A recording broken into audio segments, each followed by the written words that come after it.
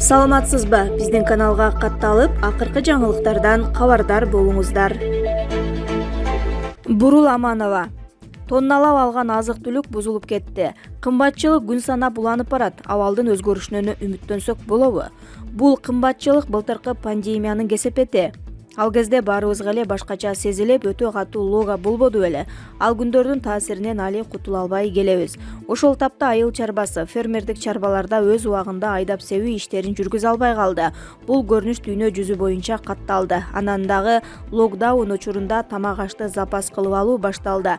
Тонналап ундар алынды, майлар жана башка азыктар. Психологиялык жактан кыйналган эл стрессин тамак аш менен басып жатты. Эми болсо ошол жетишсиз көлөмдө себилбей калган өрөндөр өтө чоң таасирин берип, азык-түлүк жаатында баалардын кескин көтөрүлүшүнө түздөн-түз себеп болду. Ошондогу чакан ишканалардын банкротко кабылганынын баары таасирин тийгизбей койгон жок. Тонналап алынган азык-түлүктүн канчасы бузулуп да кетти. Бул көрүнүш канча бир убакытка чейин созулат. Качан гана жетиштүү көлөмдө өндүрүш калыбына келгенде баанын аздап турукташуусу башталат. Ага убакыт талап кылынат. Биз ошол эле дыйкандарга, айыл чарбасында эмгектенген ишкерлерге шарт түзүп, чоң колдоо көрсөтүүбүз шарт. Жеңилдетилген кредиттерди берип, дыйкандар тараптан өндүрүлгөн азыктарды жакшы баада сатып алууга жардамдашуу зарыл. Салык төлөөдө жеңилдиктер болуусу керек. Карга карганын көзүн чукубайт. Атка минерлер кылмыш жообунан кантип качып кутулат? Ай сайын кыргыз ЖМКлары жогорку кызмат адамдары кармалганы тууралуу жазышат. Кээде аларга сот оор жаза бергени айтылат. Бирок клооп аныктоосу боюнча көбүн эсе чиновниктер жоопкерчиликтен качып кутулушат. Сот жообунан чет өлкөгө катышат, бюджетке акча төгүп кутулушат. Мунапыс менен бошонушат. Бирок баарынан да кызыгы, ар бир 5-чи атка минер убакыттын өтүшү менен саясатка кайтып келет. Экс транспорт министри жана Жогорку кеңештин депутаты Нурлан Сулайманов 2012-жылы кызмат абалынан кыянат пайдаланууга айыпталган. Башкы прокуратуранын версиясы боюнча чиновник жол куруу жумуштарына керектүү техника жана материалдарды сатып алуу үчүн жарыяланган тендерди туугандарына тиешелүү компанияга утууга шарт түзгөн. Натыйжада мамлекеттик бюджетке 41 миллион сом зыян келтирген. Бирок Сулайманов жоопко тартылган эмес. Ал дарылануу үчүн Германияга учуп кетип, ошол боюнча жоголуп кеткен. 2016-жылы Нурлан Сулаймановдун иши кароо мөөнөтү өтүп кеткендиктен кыскартылган. Ал эми 2020-жылы октябрда ал Кыргызстан партиясынын катарында кайрадан Жогорку кеңештин шайлоосуна катышкан. Клооп жогорку кызматтагы чиновниктерди жоопко тартуу кандай тартипте жүргүзүлөөрүн билиш үчүн УКМК, ИИМ жана башкы прокуратуранын 2015-жылдан 2020-жылга чейинки пресс-релиздерин чогултуп 6 жыл аралыгынан бери дегенде 98 чиновникке кылмыш иши козголгонун аныктады. Алардын жарымынан көбү азыр эркиндикте. Ал эми 7 атка минер акталып чыккан. Укук коргоо органдарынын пресс-релиздеринде аты аталган ар бир 6-чы чиновник кылмыш иши козголгондон кийин Кыргызстандан чыгып кеткен. Алардын жарымына издөө жарыяланган. Алсак 2020-жылы 6 октябрга караган түнү Бишкекте массалык нааразычылыктар менен башаламандыктар учурунда мурдагы президент Алмазбек Атамбаев баштаган соттолгон бир топ чиновниктер, депутаттар абактан бошоп чыккан. Арасында азыркы президент Садыр Жапаров дагы бар болчу. Бирок Жапаров бийликти өз колуна алган соң башкы прокуратура калган бардык атка минерлерди абак жайларына кайтарууга чакырган.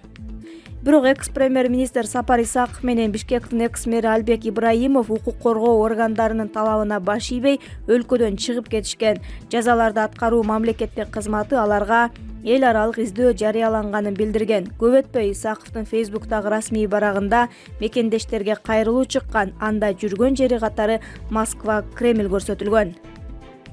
Бийлик өкүлдөрү башкаларга караганда көп акталат. Мамлекеттик кызмат элге кызмат кылуун эмес, баюунун булагы болуп калды деп эсептейт юрист Клара Сооронкулова. Мыйзам тандалмай иштегендиктен жогорку кызмат адамдары менен бай чиновниктер жазадан кутулуп кетип жатат. Бул жерде чоң коррупциялык схемалар бар экенине толук ишенем деп түшүндүрөт Сооронкулова. Карга карганын көзүн чукубайт. Алар бири-бири менен өз ара байланышта. Ал тургай ишке коомдун назары түшүп турса да, ал 3 күндөн кийин тынчып калат. Андан кийин алар каалаганын кылышат. Клооптун журналисттери 6 жылда ар башка сот инстанцияларында каралган 26 000 кылмыш ишин талдап чыгышты. Алар соттор кылмыш иштерин кароо процесстеринин 4%-ында гана актоо өкүмдөрүн чыгарышаарын аныкташкан. Мында көбүн эсе бийлик өкүлдөрү акталат. Мындай болбош үчүн сот ачык айкын болушу керек деп эсептейт Сооронкулова. Бул жерде туруктуу мониторинг керек дейт ал. Биз кылмыш иши козголуп, өкүм чыгып, жаза өтөө мөөнөтү дайындалганга чейин көз салышыбыз керек. Эгер мага процесс кызыктуу болуп жатса, анда мен ага барып катышып процесске көз салып отурууга укугум бар. Бирок Кыргызстандын ачык айкындыкка байланыштуу маселелер бар. Атап айтканда, клооп материалдын үстүндө иштеп жатканда айрым чиновниктердин кылмыш иштеринин жүрүшү менен сот чечимдерине байланыштуу жогорку сотко, ИИМге, башкы прокуратурага жана УКМКга суроо талаптарды жөнөткөн.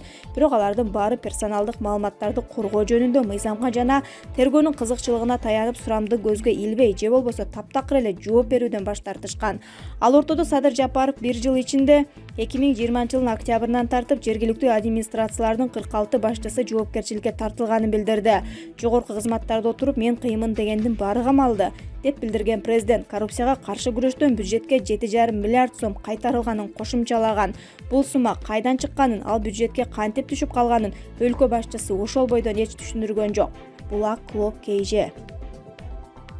Жапаров: келерки жылы алтындан түшкөн пайда 300 миллион доллардан ашат. Жогорку кеңештин депутаты Табалды Тилаев бюджетти 2 жылда кантип 250 миллиард сомго көтөрсө болот, каражатты кайдан күтсө болорун сурады. Акылбек Жапаров быйыл бюджетте каралган 280 миллиард сом 308 миллиард сомго чейин көбөйүп, ички чыгымдарды оптималдаштыруудан кошумча 28 миллиард сом кошумча пайда түшөрүн билдирди.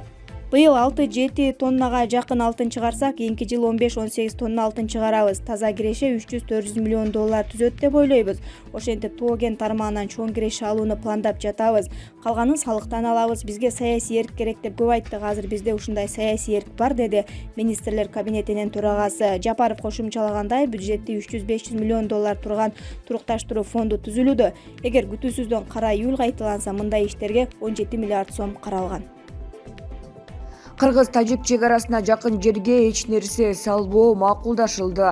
Кыргыз-тажик тарап чек арага жакын жерде эч нерсе курбоого жана чектеш аймакка өтүп кеткен малды бири-бирине кайтарып берүүгө макул болушкан.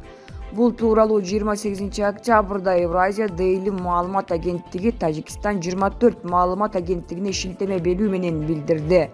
Маалыматка ылайык, шаршемби күнү Кыргыз-тажик чек арасында эки өлкөнүн делегацияларынын аймактык башкаруу жана күч түзүмдөрүнүн өкүлдөрүнүн катышуусунда өткөн жолугушууда макулдашуу болгон. Тараптар чек арага чектеш аймактарда шарттуу чек ара сызыгына жакын жерде эч кандай объектилерди курбоого, шарттуу чек ара сызыгынан өтүп бир мамлекеттин аймагына өтүп кеткен малды кайтарып берүү жана контрабандага каршы биргелешип иш жүргүзүү боюнча макулдашышты. Бул үчүн жоопкерчилик чек ара кызматынын Баткен жана Согдо облустарындагы 5 башкармалыктарына жүктөлгөн. Мындан тышкары чек арага чектеш Исфана жана Баткен облустарынын жетекчилери суу маселесин чечүү боюнча жыйын өткөрүштү. Тараптар кайсы жерде көйгөйлөр бар экенин аныктоо үчүн аймактарды биргелешип текшерүүгө макулдашышты. Булак Назарньюс КЖ. Кытай тоолуу Бадахшан автоном облусуна аскердик база курат. Тажик бийлиги Кытай тоолуу Бадахшан автоном облусуна аскердик база кура турганын, ага Тажикстандын күч түзүмдөрү ээлик кылаарын билдирди. 27 октябрда өлкөнүн ички иштер министринин орун басары Абдурахман Алмашозовадат парламентте сүйлөп, биз автоном облустун Ишакашим районундагы Вахан айылына курулаарын айтты. Парламент депутаты Талипхон Азимзоданын айтымында бул режимдик объект Тажикстандын ички иштер министрлигине таандык болот. Баанын курулушу үчүн Кытайдан келе турган жабдуулар менен техникалык каражаттар үчүн бажы төлөмдөрү алынбайт. Курулуштун бюджети 550 миллион Кытай юаны деп бааланып жатат. Бул болжол менен 100 миллион сомани болот, деди депутат. 2019 жылы Вашингтон Пост гезити жергиликтүү жашоочуларга жана ал жакта тартылган сүрөттөргө таянып, тоолуу Бадахшан автоном облусунун Мургап районунда 3 жылдан бери Кытайдын жашыруун базасы жайгашып келгенин жазган. Жергиликтүү тургундар америкалык журналисттерге ал жакта жүздөгөн кытайлык аскерлер жүргөнүн айтып беришкен. Тажикстандын тоолуу Бадахшан автоном облусу Кытай жана Ооганстан менен чектешет. Булак ынтымак КЖ. Сот талапкер Талант Мамытовго жашыруун сүйүүсүн арнап депутаттыкка карай жолго алады.